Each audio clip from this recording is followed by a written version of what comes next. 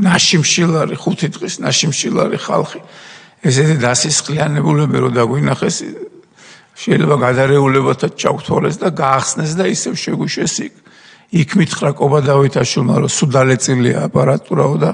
წავალ მე ბაზარშიო და ახალს ვიყიდიო თუნებას დამთავრდა წადი მე უთხარი კობა თქო და იქიდან მოიპარეს კობა დავითაშვილი და სასიკვდილოდ ცემეს როცა იყო ბაზრობას აღარ დაბრუნებულა მართალი გითხრა მაგრამ ერთადერთი რაც გააკეთეს არ გვაკეტინებდნენ მიუხედავად იმისა რომ ხალხი ძალიან ბევრი იყო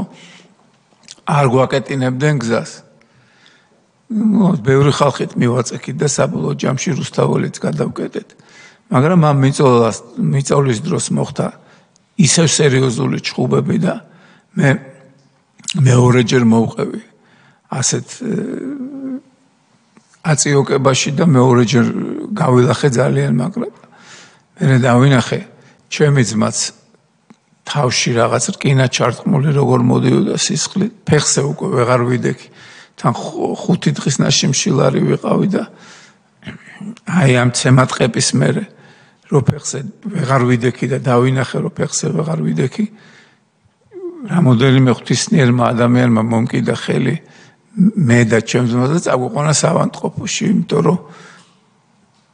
სავანტყოფოში რო ეშველათ ჩვენთვის ყველაფერი ძალიან ნაცემები ვიყავით უკვე სავანტყოფოდან მე დავრეკე იმედში და ალბათ ბოლოს სტუმარი ვიყავი ვინ ჩავერთო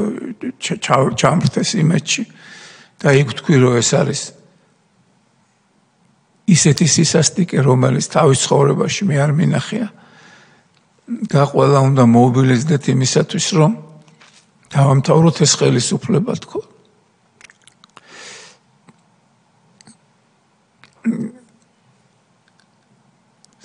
სავანტყოფოში უკვე ჩემი მეგობარი ექიმის კახა ქუმთელიას მიერ შემოვიდა ინფორმაცია ჩემი მეგობრებიდან რომ ექიმები გაყავთ და მოდის კოდის თანამშრომლები თეთრი ხალათები და რა უნდა გაგიკეთონ თქვენო ვინც სავანტყოფოში ვიყავით არავინ არაფერი არ ვიცით შესაბამისად სანამ ის კოდის თანამშრომლები მოვიდოდნენ თვითონ ხელისუფლებაშიც მაგარი არეულობა იყო ეთყობოდათ რომ მათ რესურსი აღარ ყოფნიდათ იმიტომ რომ იმდენი ხალხი გამოვიდა უკვე ჩვენს მერე 7 ნოემბერს და იმდენი ტყვია ისოლეს რკინის თუ რამოდენიმე ადამიანს ფეხიც კი მოაჭრეს ახალგაზრდებს მე და გოგა ხაინდრავა სანახავად ვიყავით და ისეთი დასახიჩრებულები იყო